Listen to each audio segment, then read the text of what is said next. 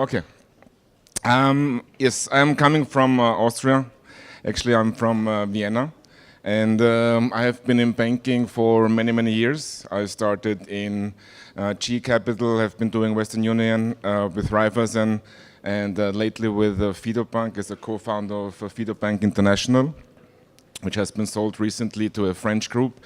And then I changed side, going to the fintech, starting as a fintech entrepreneur from scratch, doing some of nice e-wallet projects as well, what we heard earlier this day.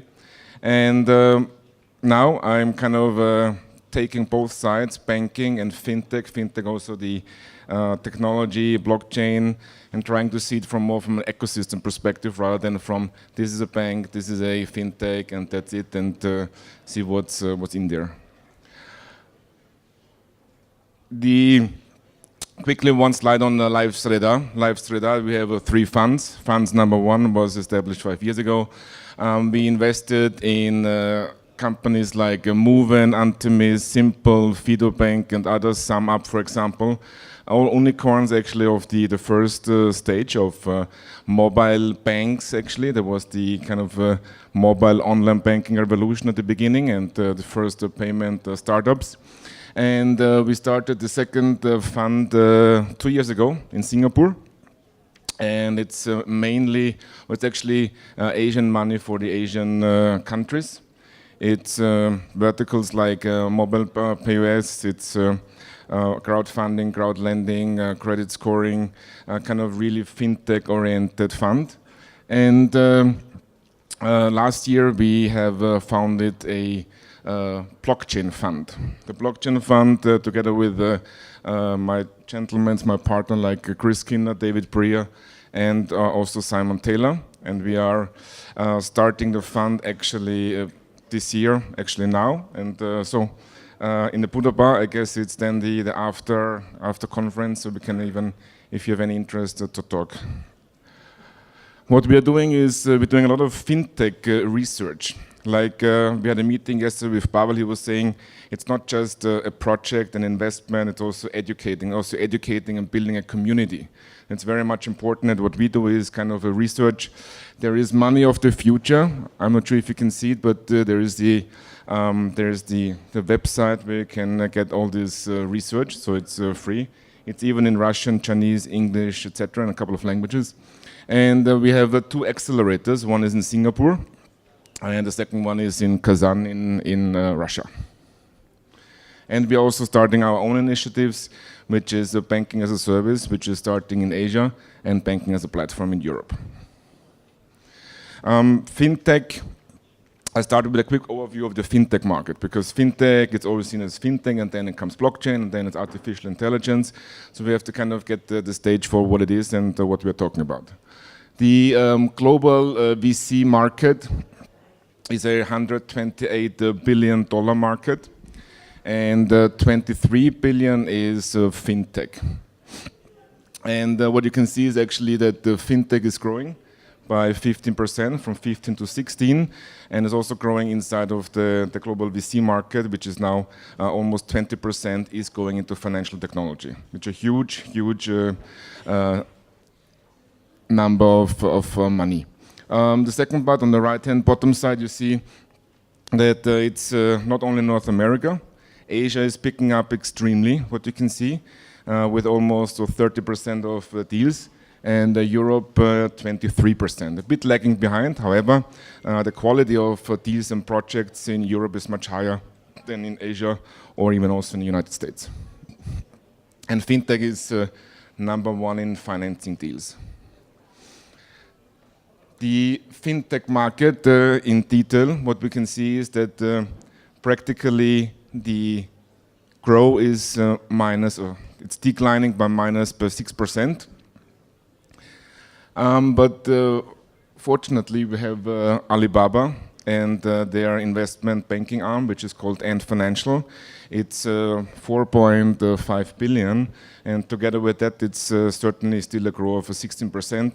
So the market is still going up. However, in some areas, it's already declining, which is not bad, but however, that's the situation. Quickly on the fintech market, what we saw at the very first beginning, payment startups, payment fintech companies growing very fast, and also lending platforms. That's still the case in fintech, and that's still a trend, and also continues the next couple of months and years. That's my favorite slide actually, because I don't believe that the banks should invest in any of these startups. But they are still doing, you see 15 and 16, there are not a lot of investment deals. However, the global banks are investing because they have to bet on certain technology companies, certain startups. But at the end of the day, they are not, they should not finance something what they have no idea about.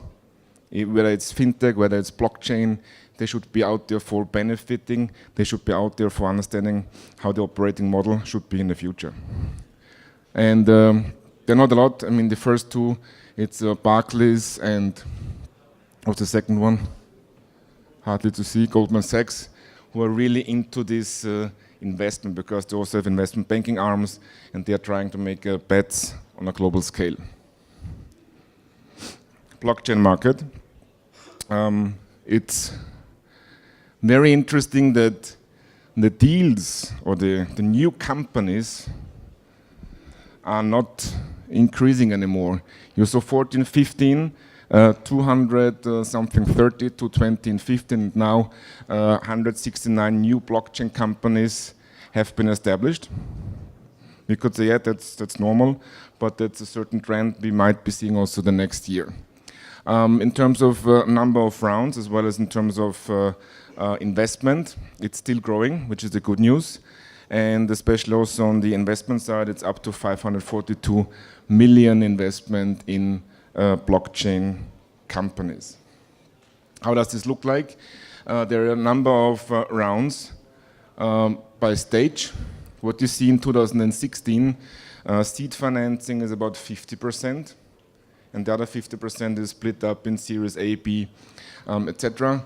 And the most important thing here is that from 15 to 16, Series A has been very much dominant and in the spotlight for investors. On the right-hand side, if you split up seed, early stage investment and late, then certainly the biggest amount of the volume goes into the early stage, which is seed plus Series A. The average deal size, again, very nice chart, and sorry for having only charts, but this is, I guess, the best, shows best how the market is developing. For seed and round A, it's more or less over the last 3 years stable, the average.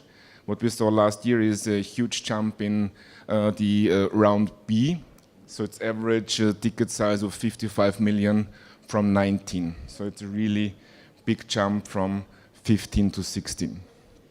Plus, the companies founded to date was about 800, and from the 800 countries, 225 have been funded. So it's actually 25 something, 30%, so not too much have been funded, which means not even a proof of concept, not even a product live.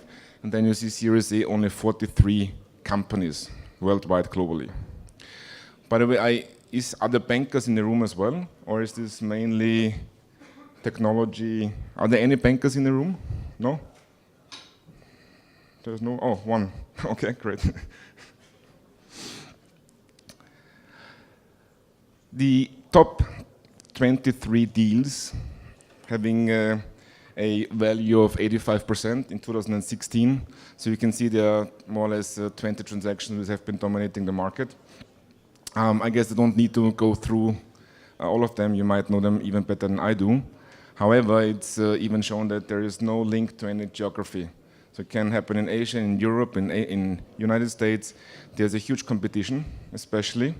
Who is first with any of the development, but it's not linked to any geography. So we have all the same kind of prerequisites to get into the blockchain space. Of course, there have been M&A deals. Of course, there are a couple of VCs who are specialized in blockchain investments. On the one side, what you have is the digital currency. They're investing like more or less every project they get. Then you have the other guys, the blockchain capital, also very famous for Bitcoin investments, and you have the Fembushi guys who are out of China and specialized in the Chinese market, where Vitalik Buterin is one of their partners. All of them have unicorns in their portfolio, certainly, so they have done their work properly and high quality. And what you see on the right-hand side is also that companies have already been acquired by big companies in their industry, like Airbnb or Rakuten, Kraken. They all have been all leaders in their space, and they're going to buy for certain reason of either in terms of process cost saving or to get new projects and new products out there. Blockchain is a summary. What you can see left is that the finance industry is top 2 in terms of blockchain projects, products, and the company is going to be launched. In the middle, you see that the top funded business models are certainly financial service products to the end consumer. And on the right-hand side, see that still North America is with 50% leading in terms of blockchain companies. Key expectations. I put 3 very well-known fintech influencer on top of it, like Chris Skinner, who's our partner in the fund, Pascal Bouvier and Slava Zolotki.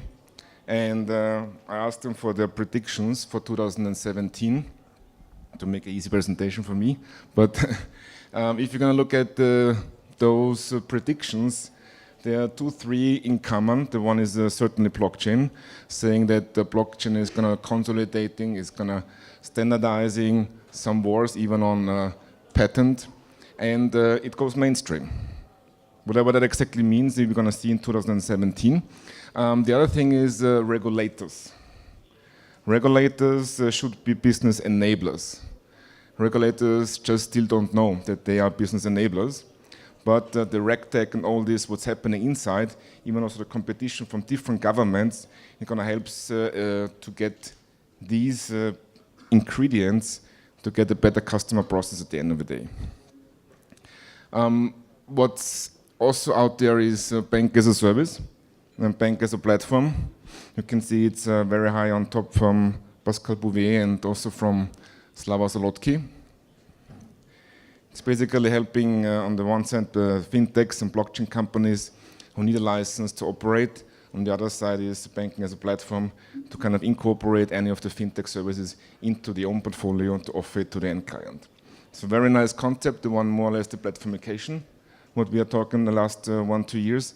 And the other one is more of a manufacturing bank, kind of doing the process and giving the front end distribution to fintechs and blockchain companies. I don't see 5 minutes. Is it still okay? Because I have only 2 slides. I'm going to be finished early. Anyhow, there's challenger banks. We all know in the UK, I guess every day there's a new challenger bank coming out. They're gonna show the new operating model for the big banks. Therefore, they buy like the French group, the BBVA, they all bought challenger banks for a simple reason, to better understand what their future operating model look like. They go different ways in terms of crowdfunding. Most of them are using crowdfunding platforms for themselves. And now, last but not least, what you can see also that Goldman Sachs, they started a own bank from scratch with digital as a core. Banks and APIs. The banks are not happy with opening up the system, certainly. Although we like open API. On the one side, on the other side, in the United States, more and more banks are into investment for these platforms, for API, and have more interest into it. But at the end of the day, as banks need to open systems, what they don't like, it's still some PR on the one side and not really happening on the other side. Lending, I mentioned this. You have to differentiate, okay, you have to differentiate on different aspects. It's not only just having a marketplace, it's most of the time limited to one country. You have to differentiate in terms of using data, collecting data, data management, data monetization, as well as to evaluate and mitigate the risks. Blockchain, quickly a summary. The number of new companies declined, yes, but blockchain in the finance industry has a huge opportunity. And last but not least, we might be also seeing some new Googles and Amazons in this industry, in finance, because of the blockchain technology. RegTech, mentioned already, initiatives like analytics, algorithms, and due diligence, fraud detections, all not very appealing stuff, but very helpful in order to get also other products rolled out. Mentioned before, UK government, they even also put some money beside budget for RegTech to really look into it and not just making a PR story out of it. And payments, we all know PSD2 is coming soon, and banks even also start understanding what they can do with the PSD2 and also trying to monetize data. And there's only one banker in the room, maybe going to be for you the statement, but the statement is practically that banks have customers, fintech, including blockchain, they have technology, new technology. It's a matter of fact how banks can adapt, how fast they can adapt, how agile and flexible they are. But at the end of the day, banks need to find a new operating model in a collaborative way of fintech, blockchain, and banks. Platformification certainly will also be a very flexible tool to offer and to bring products easily onto the market. Yep.